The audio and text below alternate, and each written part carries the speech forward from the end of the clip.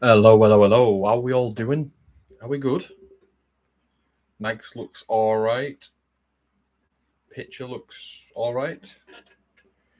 Don't tell me we're off to a good start this week. I'll never believe you. The chat's open as well, so we can get in there. Live chat. Just give it a wee share on socials, and then we'll be away. Hope everyone's doing well. Got a really interesting one for today. Genuinely excited about discussing this. Seeing so much interaction online. I've got a lot of comments to go through as well, which people have been adding to the thread. So we'll get into that straight away. Give me 1 second. It's just giving it a share. We are now live. Let's see if we're working. Oh, flying. Hey, first time this week. What is going on? Well, welcome to the Manic Studio.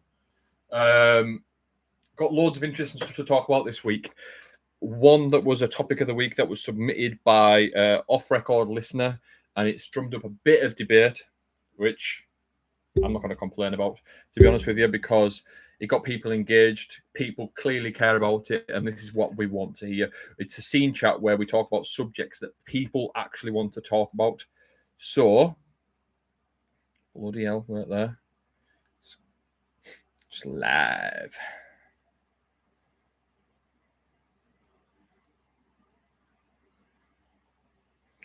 We are live with Scene Chat. Give me a second. Live with Scene Chat.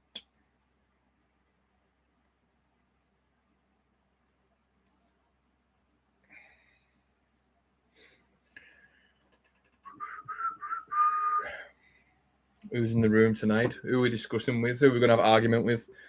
Sorry, debate. No. Honestly, it's all love in this music, innit? Even though 99% of everyone hate each other, it's all love. I've got a couple of things I'd like to go through, some personal things as well, which is So I've just received a message saying my punctuality is becoming a problem. This is live, motherfucker. There's nothing I can do about that. It's live.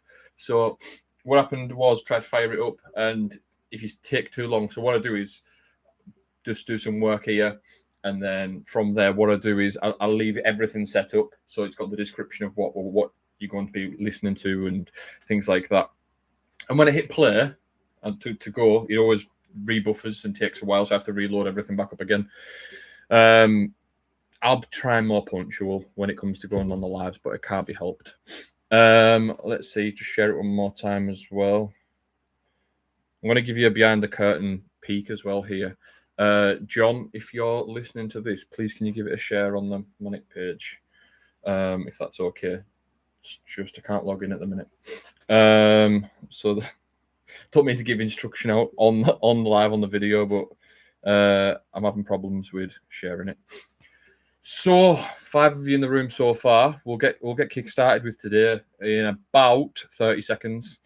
What we're going to be talking about today is what was one thing that was better in the past, and what's one thing that should be absolutely jibbed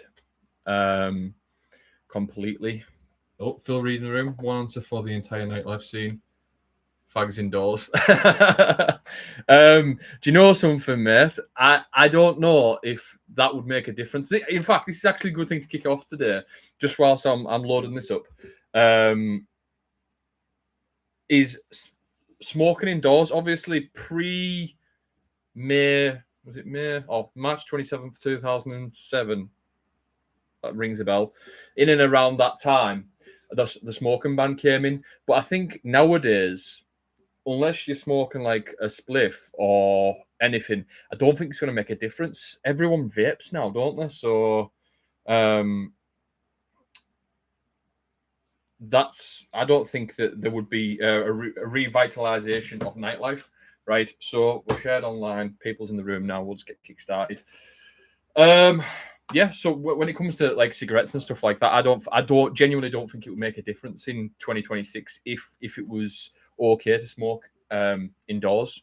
I mean, I could be miles off the mark on that, like, and it might actually bring a whole new generation of smokers through. Who knows? The hot topic at the minute is obviously this is me with my conspiracy theory head on. Smoking now, and I might have got this wrong, but I was just reading some legislation. Smoking now, I think they're going to ban it for from a certain age. So like there'll be people who turn 18 or whatever when it's time that they can smoke freely, and I'm sure it's going to be banned. So you're going to be there's going to be certain points where you're like, oh, if you're under 36 or if you're under 40 or if you're whatever, and they're going to ban it completely. But my conspiracy theory is big nicotine. I call it big nicotine.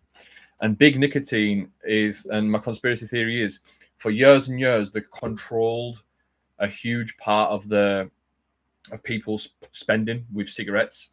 And what it is, I think that the thought shit will fuck this up. Known obviously with the legislation the government put in place about having to put,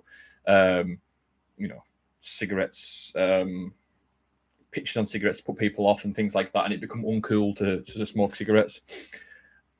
This whole chewing thing that people's doing now with nicotine, I think getting them chewy things that go on your gums, getting the kids addicted to nicotine. That's my conspiracy theory. Big nicotine. I'm telling you, calling it right now. We'll have another epidemic later on in life, as well as fucking vape lung. Pre-ban, everyone was inside like the club the whole night. Now you have like 60% of the attendance outside at any given time. You know something? You're not far wrong, to be honest with you. So with that,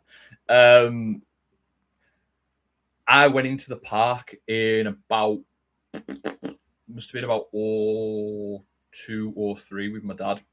The park in Whitehaven nightclub, and I just remember the stench of smoking. I like it gets stuck into like the carpets and it stinks. I'm not a smoker, so I wouldn't want to do it. I used to smoke back in clubs back in the day, and it was like fresh air after a few stimulants. That's from Jamie 83. Nice one, mate. Reedy. Back when you could have a spliff indoors just because the air was full of smoke anyway. Each to their own in here. I don't condone it, but I also will not admit to supporting it on a public forum. So we're going to kick things off with jump straight into it. If people join, most people watch it back anyways. If you've got things to say, I want you to jump in the chat and get interactive with this, because what I'm about to share with you has caused up a bit of controversy online today. I've got a few, and I'm going to read out some of the comments because I think they're really, really useful comments to have in this subject. And the subject is, this was submitted by a listener, and that is, what did the scene get right in the 2000s that we somehow managed to lose? And then I've backed it up and said, and what can we firmly stay in the past? So, what did we get right in the 2000s and that we don't get right today? And again, what's one thing that absolute should stay in the past? I've got a bit of a controversial one, which I know for a fact there's people in this room who will hate what I'm going to say. And I don't need any more haters than I've already got, because there's a few come out the woodwork. But I'm gonna wind you up anyways. So firstly, we got some real good interaction on that one. I'm going to read some of these out just so you can set. So we set the vibe for the room of what people have said. So Carl Neil Davies said, no smartphones, no social media. 100% support that. There's nothing worse. Like, you can go on your phone, but like, if you're gonna just move to one side and like let people enjoy the music and who's fully involved. I'm going to share a video in the comments on this after we're finished. I came across it the other day and I sent it to John. It was a video of 2004-ish at the 051 in Liverpool, and the tunes, the vibe, I think I shared it on Facebook the other day. I was like, wow, not a phone in sight. This the camcorder, whoever's recording it at the time. And what a fucking vibe. Carl Davis is correct with that one. Apps like Snapchat and Instagram apparently changed the club scene. Yes, because it's become an occasion to go to a club. to get a decent photo on the dance floor to make out you're having a good time rather than having a good time. I've seen that happen so much where so many people's bothered about the photos it's taken on the night rather than the good night itself. If you're in a rave and spend most of your nights with your phone out recording it, you're there for the wrong reason. Too many spectators and not enough actual participants. Yes, and that also brings, this is again from Carl, I think this brings up another subject as well, of there's a lot of spectator DJs. I know there was back in the day where loads of people were bedroom DJs and things, but I've been to and DJed at some nights where you've turned up and it is majority of it is just DJs who love the music, the raving aspect. Obviously, that's down to marketing issues and things like that, but people need to, and it's kind of counterproductive what I'm saying because I don't get involved, but people need to get more involved in the dancing, in enjoying themselves. I think we get too far pulled away in certain aspects, and what I mean by that is we all forget the reason why we like this music and what's brought us into it. We like it because it's a sound that you've attached to and things like that. Whether that be that can be bounce music, that can be hard house, hard dance, hardcore, whatever your tipple is. That's what you like, and that's cool. But when you go to a night, you go there to enjoy the music, appreciate just the tunes being played and just get immersed and lost in it.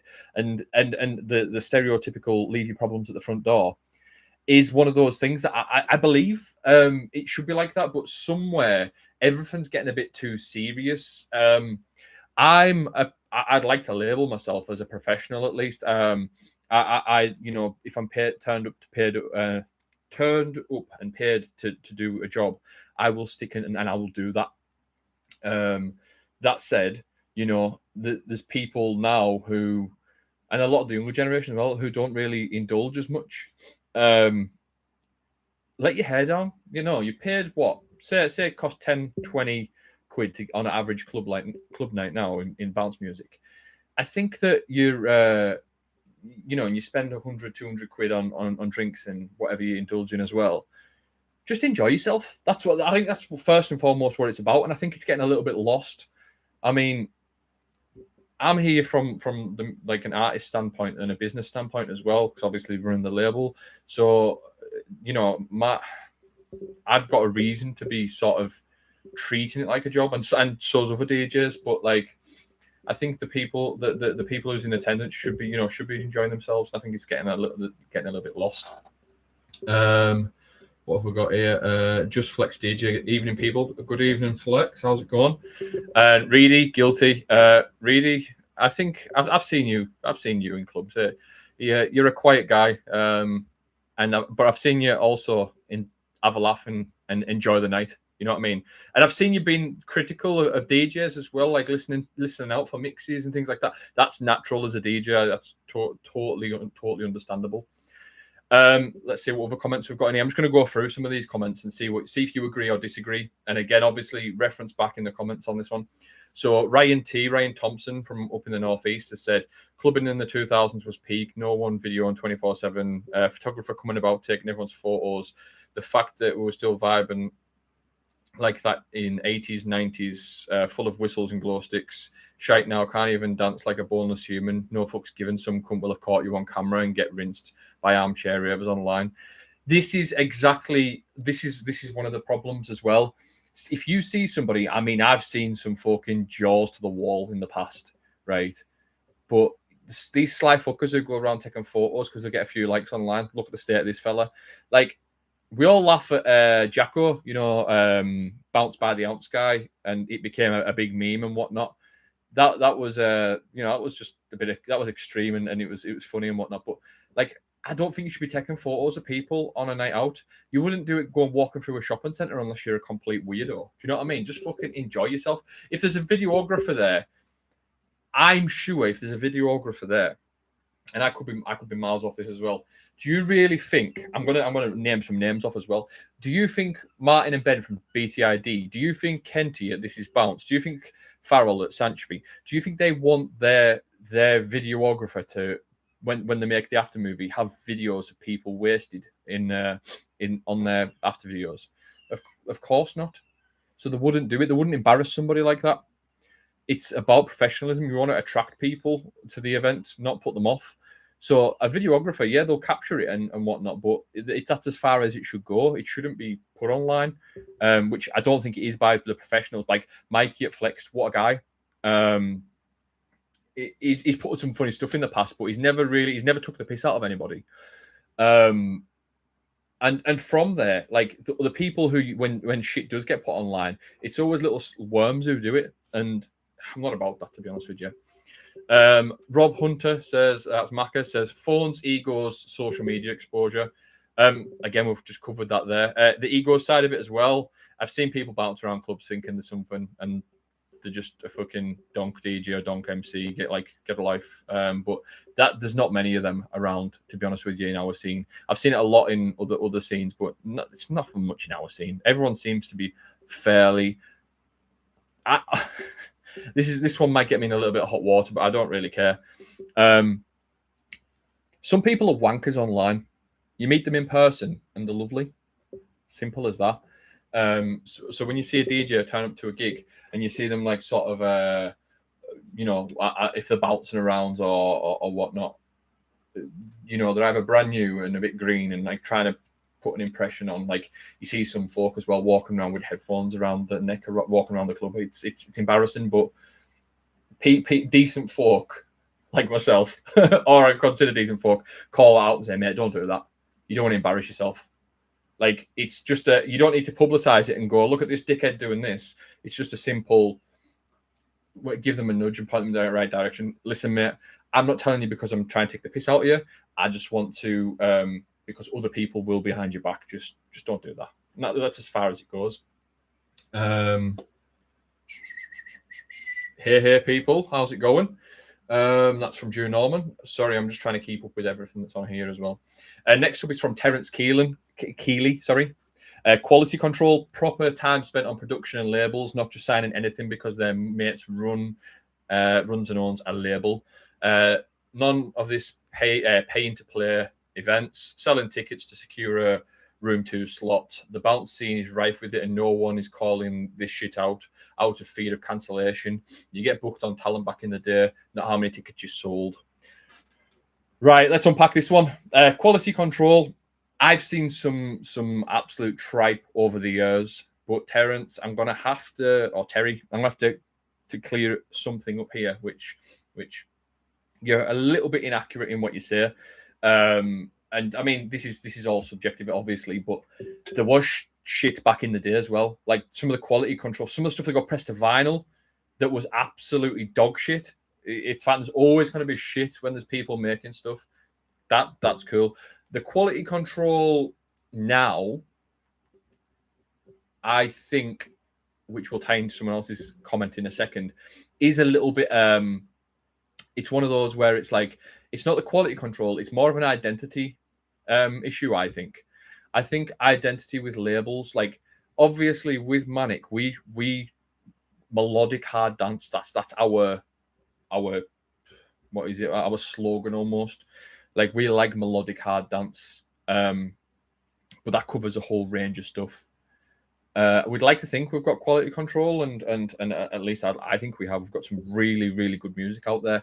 But yeah, there is labels out there who do put shit out, but they're also got the reputation for putting shit out. So if you stick to what you know, and I listen to each individual track for what it is. I don't follow an in particular, like a label in particular. I know obviously you get people who are like diehard Dinky fans or diehard BCD fans, but like I like to have a wide palette in my opinion.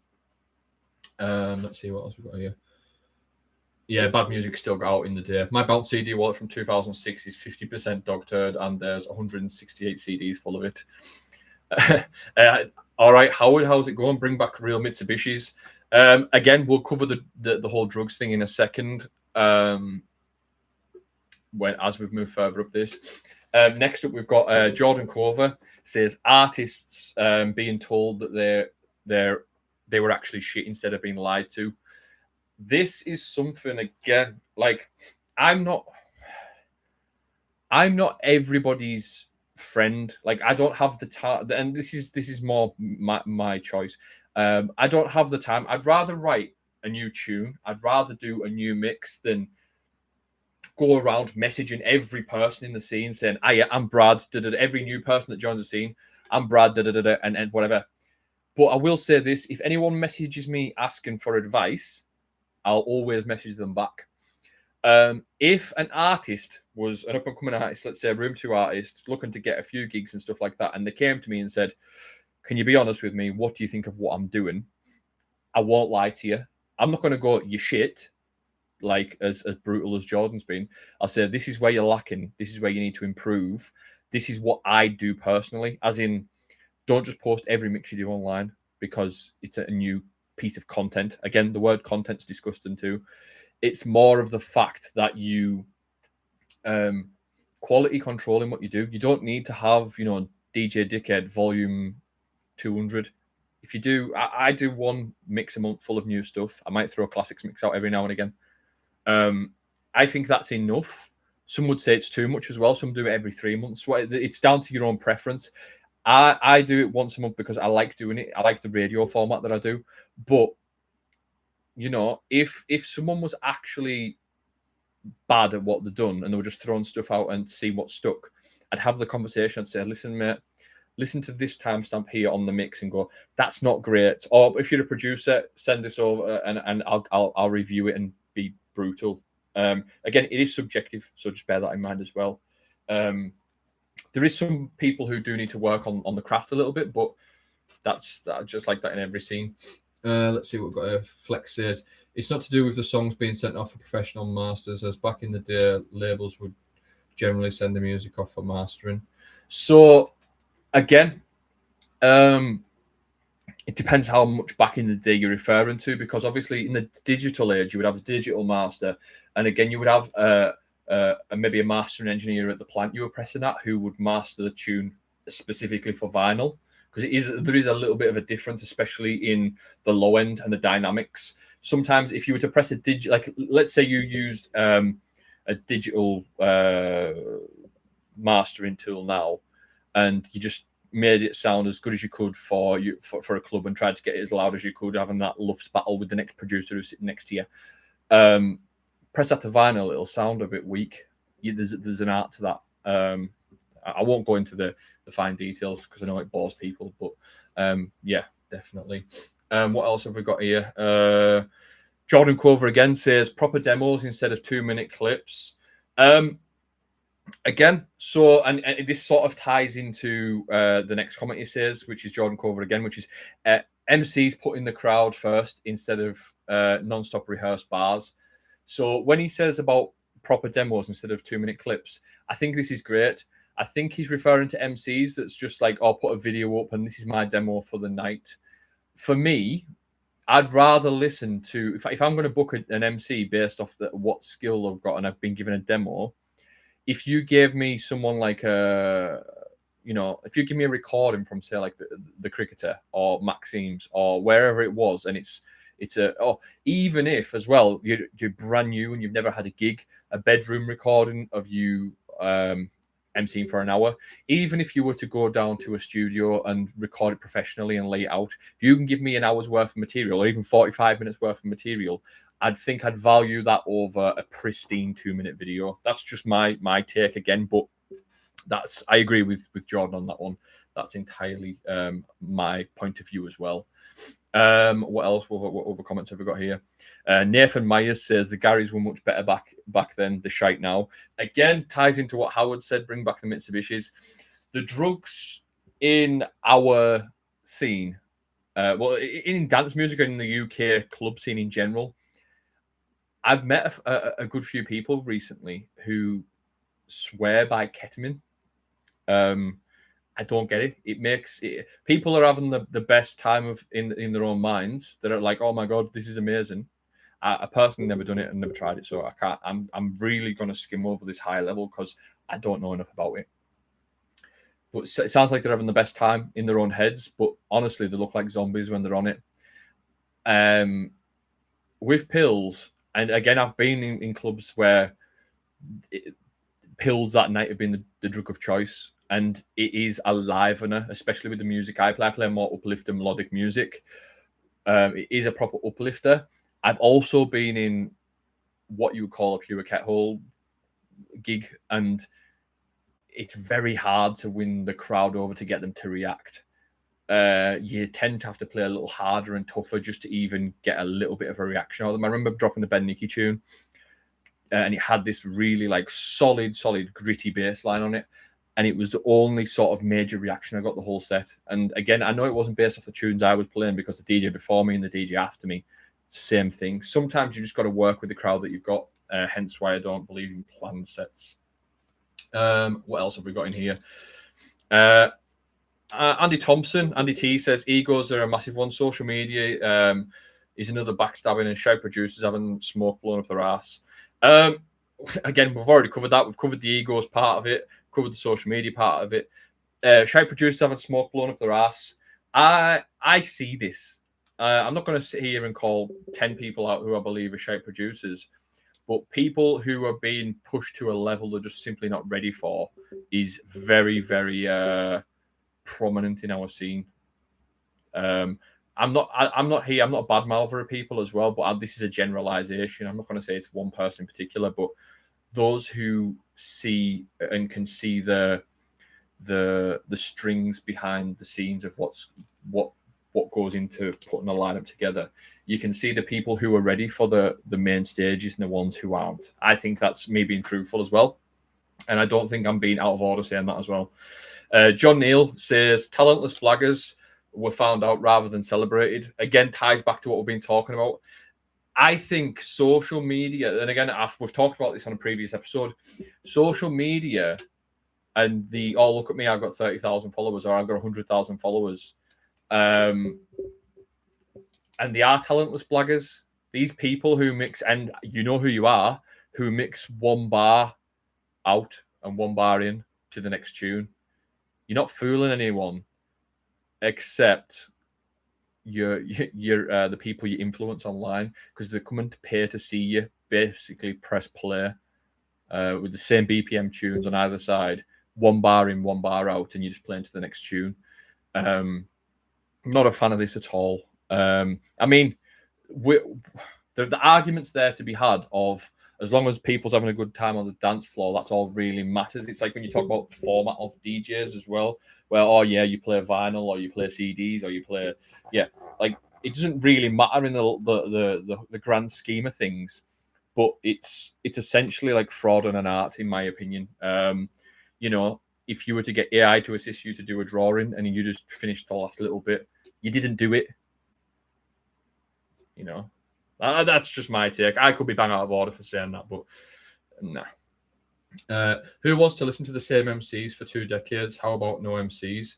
I'm gonna have to push back on that one, Jamie 83, and that is MCs have a place. Like they do. They simply have a place. Like I've seen an MC a good MC enter a building, right, and uplift and bring a crowd back to life.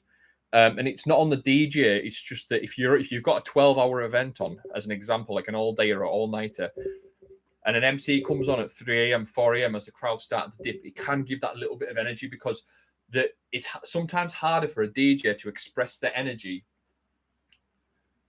than it is for an MC. An MC can come on stage and run up and down the stage and and it's infectious. So I think there is a place in our scene for it, and same goes for hardcore. I mean, you've seen Storm do his thing, and he's got a load of energy on stage in the hardcore scene. You've got in Hard House, there isn't so much MCs, but you get people who do like set introductions, things like that. Like the Tidy Boys do it in Tidy. I've seen what's he called from Shed? John Hemming do it from Shed, where they'll introduce each set at the beginning and then just put the mic down and play away. I think that's pretty cool.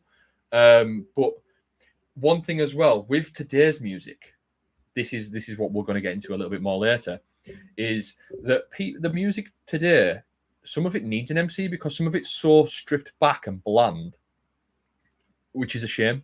Whether they've made it for an MC in mind or not, I don't know. Like they'll do a drop and it'll just be a kick and a dunk.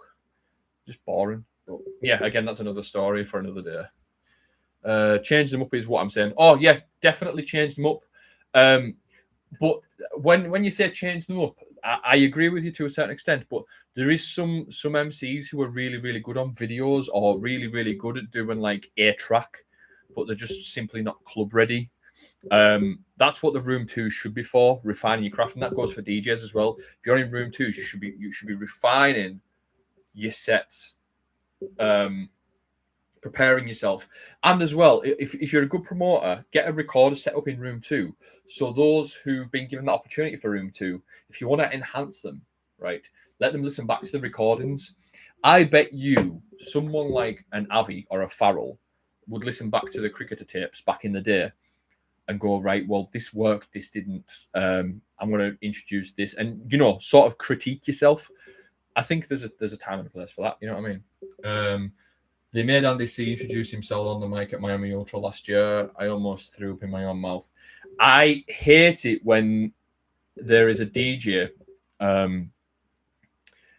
who is not much of a talker, and he has to introduce himself because the promoter wants him to. They just don't have a voice and they can't project, because the DJs, they play music. They're not there to project their voices. It sounds a bit cheesy at times. I agree with you on that one, Reedy.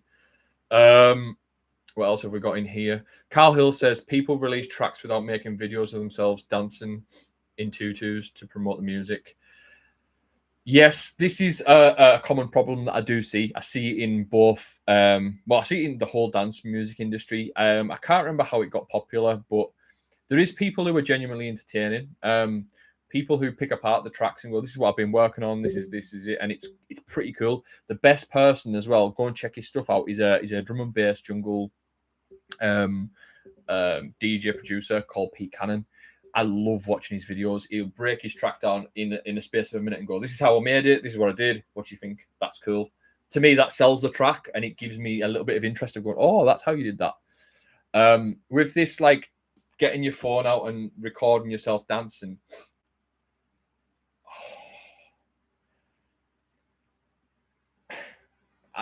I'm going to say this, do what makes you happy first and foremost. But I can tell you, it does want me to go and like jump off a bridge. It makes me cringe, because some of the people I've seen do it, again, not in our scene, in bigger scenes, I'm a big fan of, and them seeing themselves lower themselves doing that. You can see they're uncomfortable. You can see they don't want to do it. And,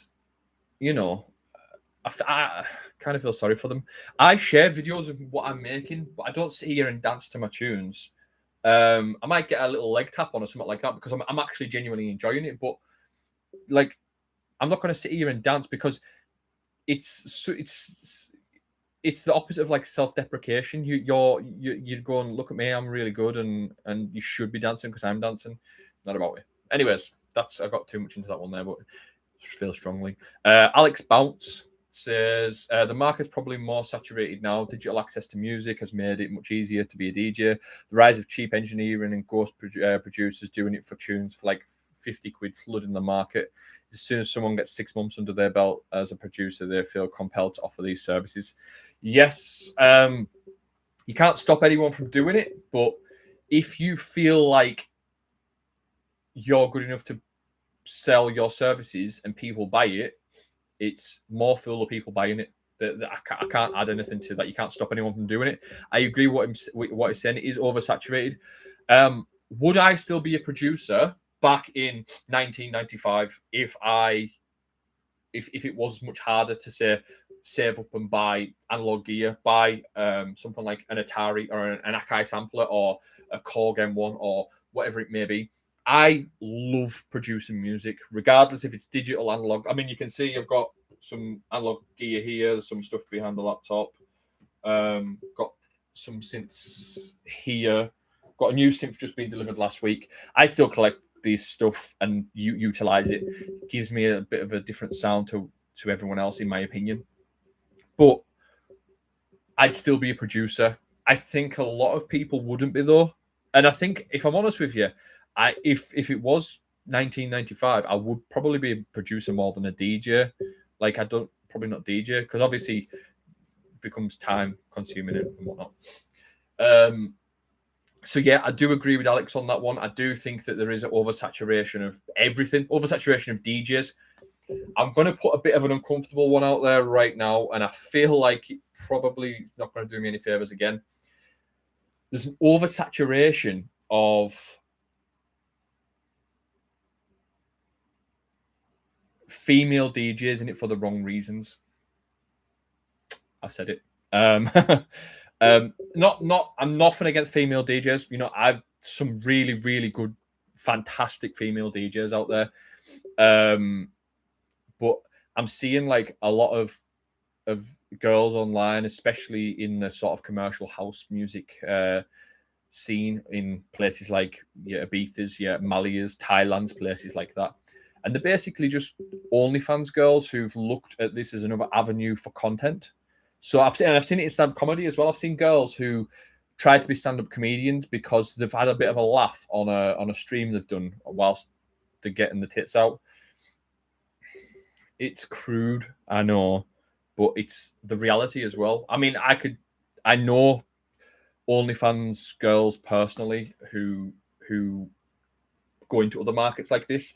You know, you meet some people in the scene, and you know, some of them are OnlyFans girls, and they don't mind sharing the tactics and secrets with you. Some of them are marketing geniuses. If they got off OnlyFans and like later down the line, I'd hire them for a company if I had a company for marketing, because some of the ideas to come up with is fantastic. But to become a DJ just to build up more of a social media influence, I don't think it's right.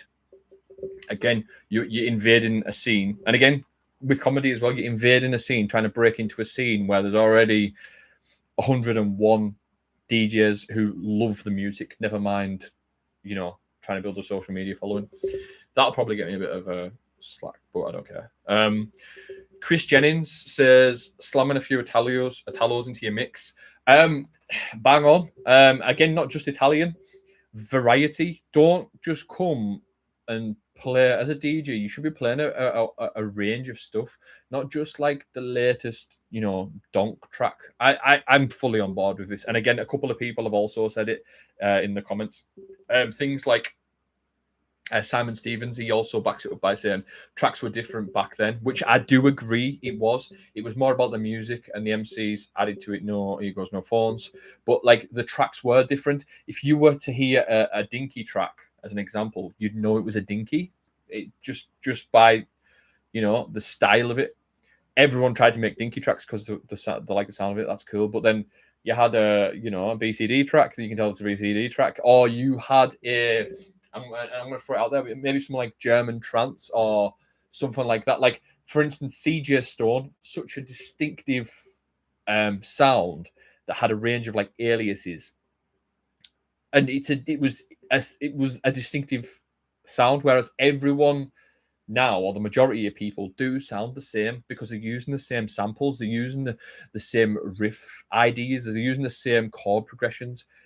I know there's only like, you know, what is it, 12 keys on a keyboard. You limit to what you can do, but you know, listen to rock music. You've got rock music as an example. Rock music, you've got alternative rock. People like the Smashing Pumpkins, people like Nirvana in the early 90s in the grunge sort of era. Pearl Jam, people like that. But then you've got the other side of rock as well, which was we'll say punk, like from an earlier time. It didn't sound anything like it. Yes, they were using guitars. Yes, they were using the same 12 notes in their tracks, but they had distinctive sounds. And then later, obviously, you get things like the Arctic Monkeys, the Cortinas, the Smiths. All of these have their own distinctive sound, and it's about building on that. And I think that's where we're getting lost a little bit. A lot of people want to be the next Alex K, or whoever in this. Let's take a look. DVB says bloody late again. Oh, here we go. Steve Bates, hi all. Hi Steve, how are we doing? Again, shout to Steve Bates. Steve has got such a distinctive sound when you hear his stuff. Like, you can go back to our back catalogue on Manic and listen to it. He does all different like BPMs, genres, but you can tell it's a Steve Bates track because of the way it's written. You know, it's like More people like Steve. Get your own identities. I like that. Next up, what have we got? I'm going to carry on reading through these. Ellis Benson says, wasn't around in the scene in the 2000s, but I've listened to many old bounce tracks. And to answer your question, it's creativity and originality. Again, I do feel like there was a time period where creativity was a little bit wider. I think, like I say, we're a niche within a niche. I said this many times. Neil Clark, yes, shout Neil Clark. One half of Dizzy DJs. I love Neil. Neil always says it as it is, and I love his opinions. I really do. He's put simple, really variety. Everything else is just a natural progression of technology and generations. Everything I hear these days is in the scene is the same old shite, same samples, same bass lines, boring as fuck. We've just literally covered that for the last 5 minutes. I think he's been bang on there. Jack Dunn maybe got a bit of bit confused in what I was getting at during this. So obviously this is what someone's wrote in. So he's put, Jack Dunn says, in whose opinion has something been lost? It's such a vague context, an empty statement. In a scene that's centered around raves and events that's busier than ever, the bigger brands regularly sell out venues all over, not just busy club night in the same venue. Massive acts who regularly in the UK charts, headlining events, making donk edits of the tracks. If anything's to go, and it's the scene is a whole far lot better. You might prefer the music from back in the day, as many people do, but which is fine. It's preference. But for the scene, in the scene, I think you've missed the mark massively. So I think what he thought was what I wrote was a statement. It wasn't. It was a question to what was wrote in by a listener. What he said there is not far off, in my opinion, from what it is. I think the music itself has never been bigger. And let me explain myself on this. It's got much more reach than it ever did. Years ago, if you were to release a vinyl or if you were to, release a mix, your mixes, you'd be lucky if they reached out of Europe, really. Like, I know Australia had a few things, but they had their own thing going on. But like now, you could be in Japan, you could be in Thailand, Vietnam, you could be, Middle East, you could be anywhere, and you can find this music. It's never been more accessible. I think statistics and numbers show that it's bigger than it's ever been. But if we're talking about raves, I think I'll have to disagree with Jack on this one. And it is, hats off to people like Corruption, hats off to people like to BTID and This Is Bounce and things. They're filling venues up with, a good few hundred people, into the thousands in some cases. But it's once 3 or 4 times a year, and it is all over the country. People travel for it, which they absolutely do, in various locations. But we're not getting weekly clubbing like we once did. Like in my area, you would have things like Fusion in the 2000s. You would have, Gallagher's. I know Residency of Mine. That's just where I am. But then you've got places in you'd have nightclubs in Preston. You'd have nightclubs in Wigan, Liverpool. We all know the names of these clubs. Bolton, Burnley, Blackburn. And they'd all be rammed week in, week out. Not every single week they'll be locked out, but, more often than not, it was really popular to go out and drink in the 2000s. And, if anyone remembers, I'm going to give a little bit of throwback.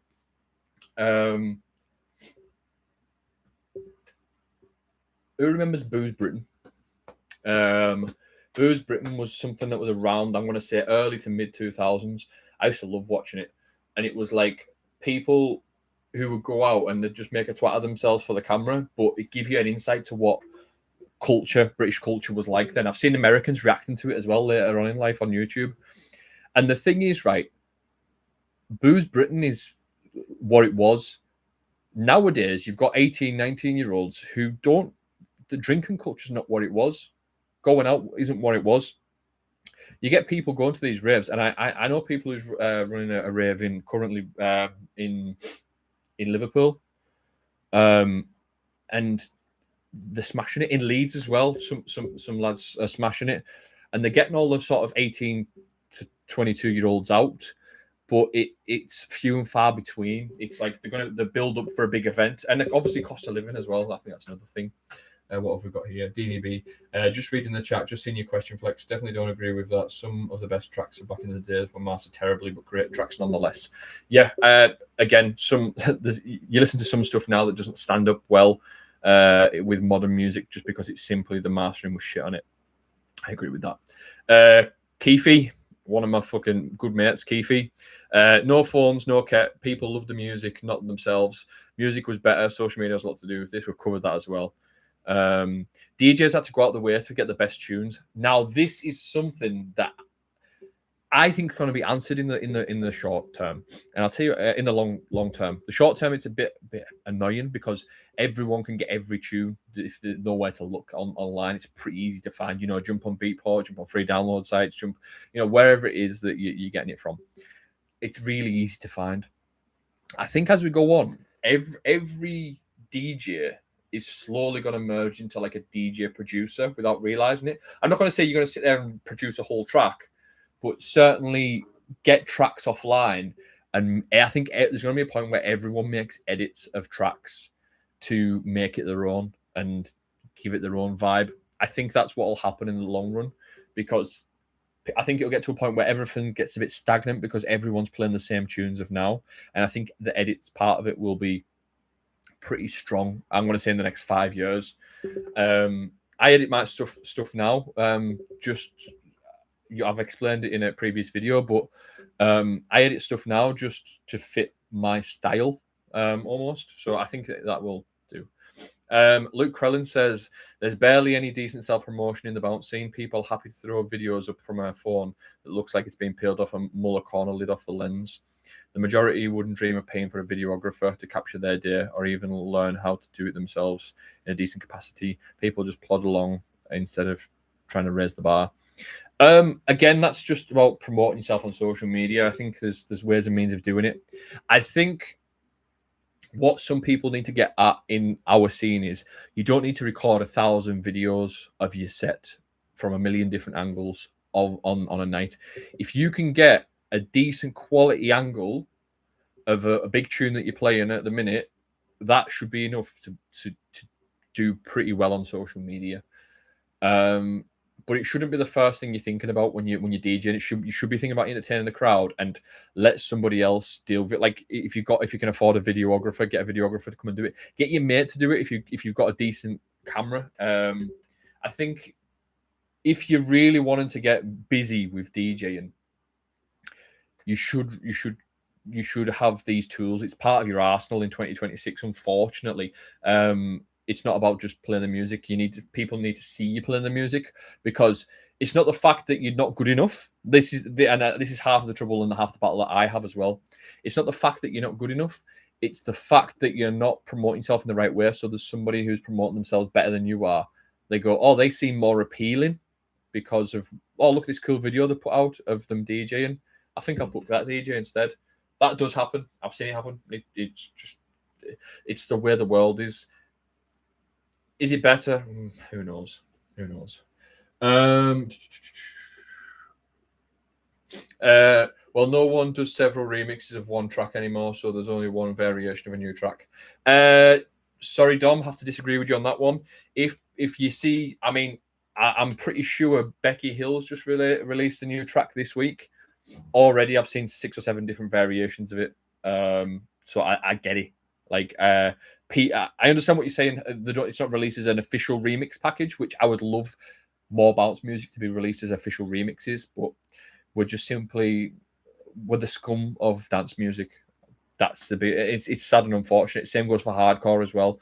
We get looked at and looked down upon as oh, you'll grow out of that one day, and it's sad. But there is some people who sort of have been getting official remixes and things like that. I would like to see more of, definitely. But again, this comes back and stems back to what I was saying earlier.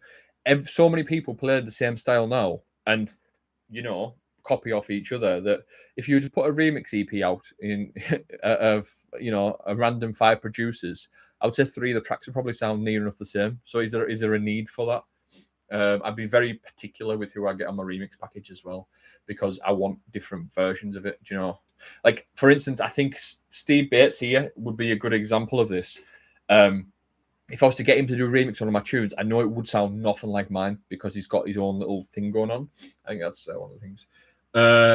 Let's see what we've got. Like All Around the World vinyl pack always had several remixes of a tune on.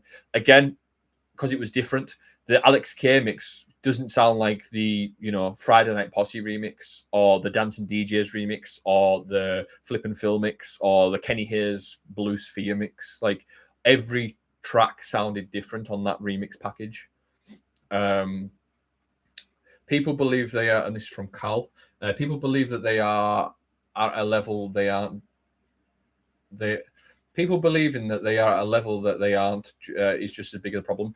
Like I say, people need to really refine the craft in their room twos, work on what they're doing. If you want to be the next Andy Whitby and go, look at me, guys, welcome to the Whitby world. Like, nothing against Whitby for that. That's his USP. He's built a huge audience off the back of that. So I'm not taking the piss out of him. It's a certain style where certain demographics went for it. But when people mimic it, it's very easy to see and spot.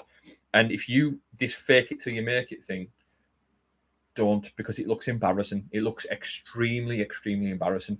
Just be yourself. Do what makes you happy, and push yourself in a way that doesn't look like you're mimicking somebody else. Like, I don't go out there and I don't pretend like who's in the chat now? DVB. I don't pretend that I'm DVB when I go out and go, oh, look, I'm going to do this track in this style. Just do what you like. Take influence from what you like to become your own identity, rather than pretend to be like a wannabe sort of Andy Whitby sort of thing. Let's see what else we've got in here. Flex says, if labels just send tunes off to mastering engineers before releasing them, they will be able to go back to the label and say we need a better mix down, which would help turn the quality control, in my opinion. So yeah, I've knocked tunes back off the back of this, where I've went, do you know what? Musically, this has got potential. It's really good, but the mix down just this, like the kick's not punching through. The melody sounds kind of muffled in the mix or whatever it is. I explain that. I have people send me pre-masters over, knowing that I'm going to critique it before I accept it. And then you go back and make the changes. I'm not going to name names again because I think it's kind of shitting on people. I've had people come to me who's had a tune engineered off somebody who's a really high reputation and a really good producer, but that mix in particular for me wasn't doing the job. And I've went, can you change that? And they're like, oh no, I've got so and so to make it.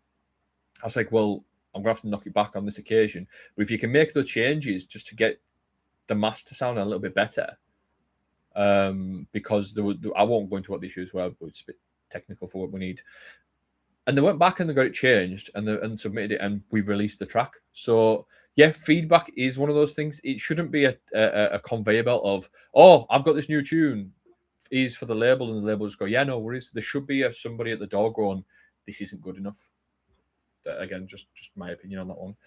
That's what it should be. Damien Rutter, back when records, I know I'm going to sound like another vinyl is better comment.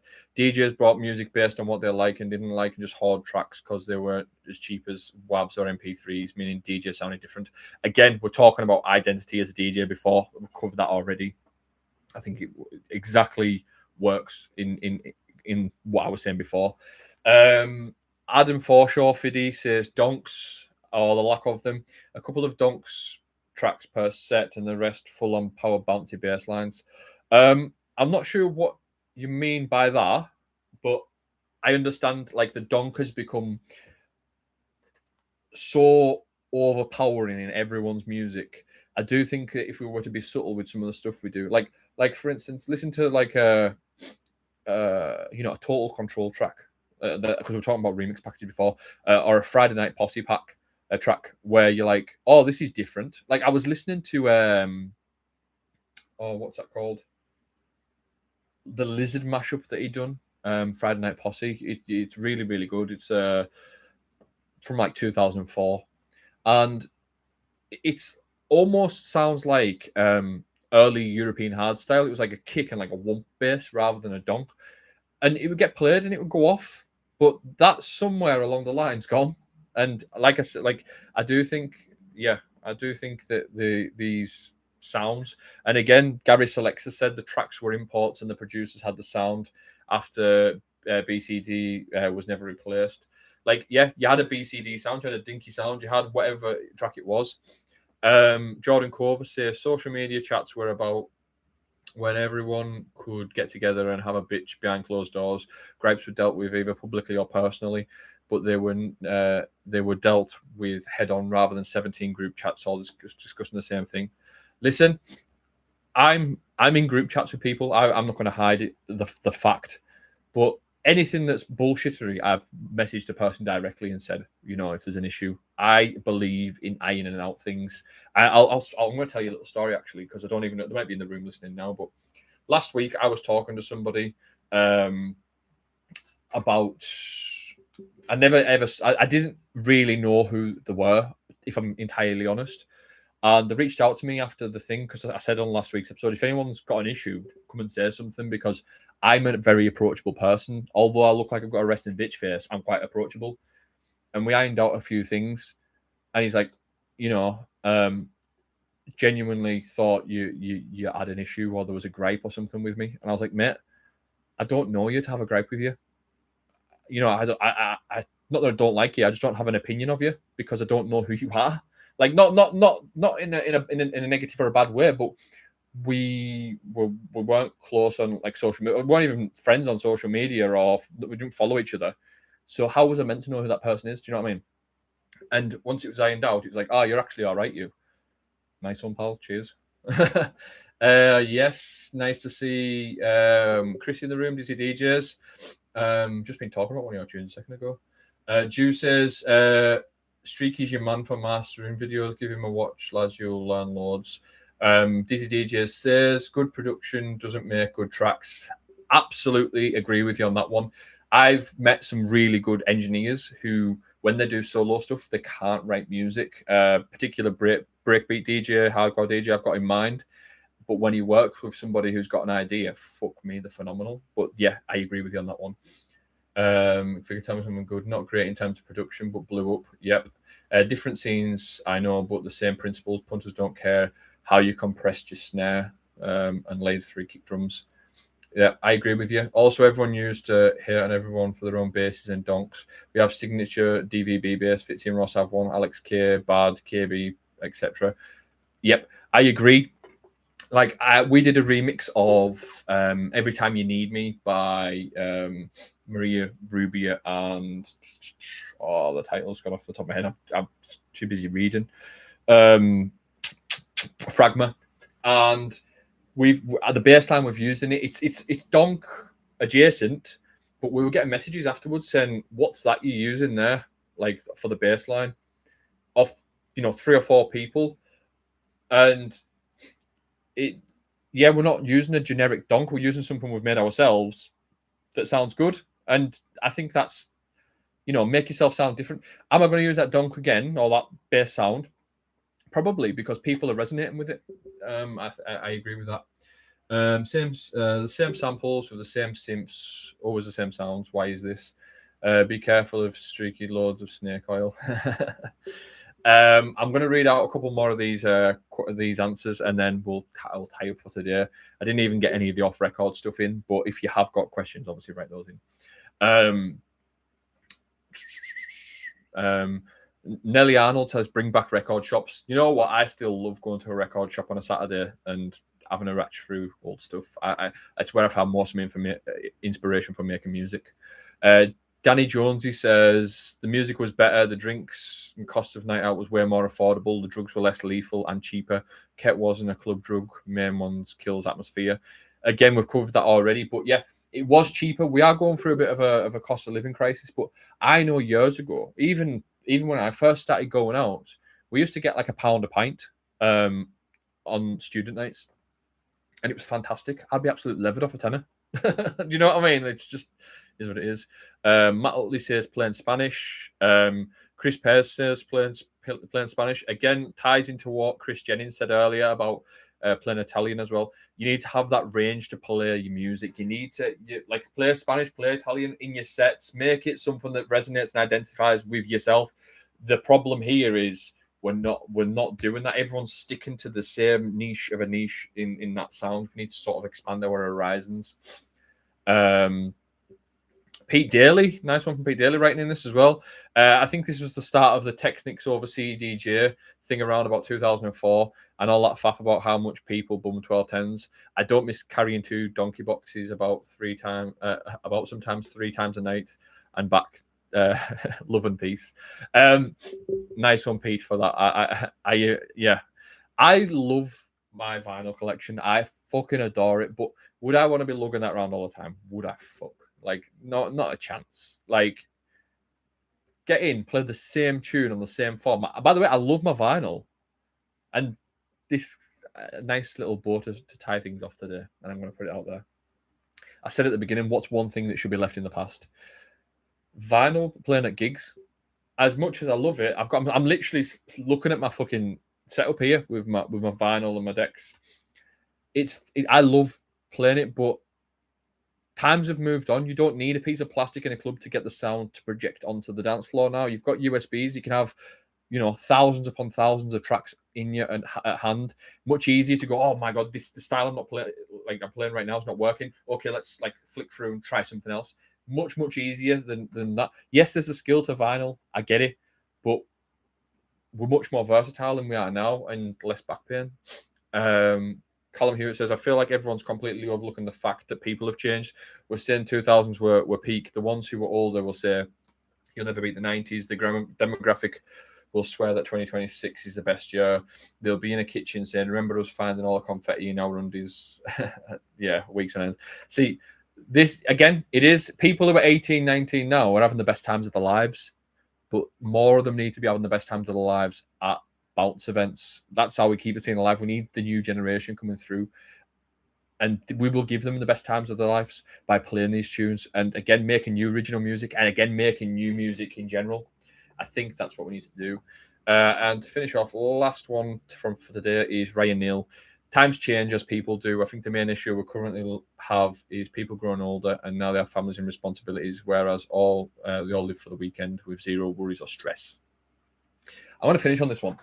The hard house scene had a bit of a dip in 2010 to 2000.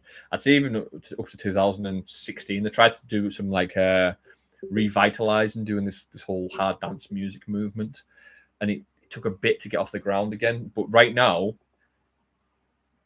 in 2026, hard house is arguably it's not as big as it was in 2000, but it's definitely alive and kicking again now. And that's due to all the people who had the kids. Because the hard house lot, and again, I'm not offending anybody here. I go to hard house gigs sometimes. The hard house generation tend to be that little bit older. Same goes for the old school scene, like the Italian and piano house and stuff. They all had children. They stopped going out in about 2010 because their children were starting to grow up and whatnot. Now their children are fucking off and doing their own shit. They're all going back out again. So hard house is at a resurgence. This probably will happen with bounce. We've just got to try and keep it relevant to the younger people as well. On that note, I'm going to read a few of these comments that's left, and then we'll tie up for today. Buskers on a Thursday, £1 for a bottle. See, again, like £1 for a bottle, that's unheard of now. I went and got a pint at the weekend when I was in Blackpool. I was in Preston, sorry. And it was ridiculous. Oh no, where was I at? Sorry, I've been to Preston, Blackpool. Oh, I was in Carlisle as well at the weekend at a wedding, and for a Malibu and Coke and a pint of Peretti, you were looking at £13, and I'm just like, you'd have got a pint back in the day for £1, even under £2 is sound, but how many drinks? I could have been steaming for that £13. And again, Pagoda, Freedom, £10. Or you can drink with the days. Again, that's something that's lost as well. I think there's a legislation saying you cannot do that now, so it's a bit iffy. But you used to pay quite an expensive ticket price, say like 30 or 40 or 50 quid, and drink will be free all night, free booze all night, obviously on select drinks, but you know that's gone now as well. I agree. I love my vinyls for personal use, but it's not ideal for gigs. Haha. Right. We've been on for an hour and 4 minutes. I think we've covered a lot of ground with that today. I apologise we've not asked any of the questions for off record, but that one subject carried us right through. So I hope everyone's enjoyed that. If you've enjoyed it, obviously let me know in the comments as well. If you've got an argument to have anything that I've said, I call it an argument. Some would call it a debate. If you want to go back and forth on anything that I've said that you think I'm out of order for, obviously call me out on it. That's what we're there for. I think the debate keeps the scene healthy. I think that people talking about the scene makes it relevant. So the more people talk about the scene, the more relevant it is. More people will be writing new music. More people will be making DJ mixes. More people will be coming through. The next generation will be like, what are these two old dickheads that you're talking about? Going bounce music. What's this? Why are they arguing like fuck against, you know, a donk versus a fucking saw bass line? Or what's this they're talking about? And you go, excuse me, pal, what's that you're talking about there? Why are you arguing over a pint of some music? And then they're like, what's this bounce music? And then they go, oh, fuck me. I've just discovered this new music that I love. This is fantastic. Thank you very much. And then all of a sudden we've got a new bounce fan. So the more people who's discussing this, the more people who's watching these, the more people get over it. That's where we are. We're trying to grow the scene. And I think it starts with word of mouth. I've been Brad Refresh. I hope you've enjoyed this. And I'll see you again next week. See you later.